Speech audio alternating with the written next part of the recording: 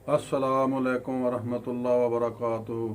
Doctor Mohammad Arshad, Umar homeopathic clinic, Mandi Yazman.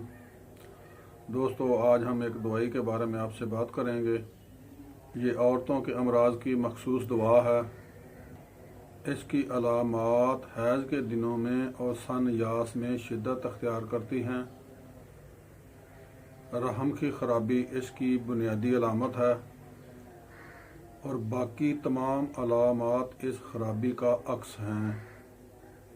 दोस्तों, ये औरतों के बहुत से अमराज में इस्तेमाल की जाती है, जिसमें depression, schizophrenia, puerperal mania, puerperal fever, dysmenorrhoea, amenorrhoea और मीनोफास।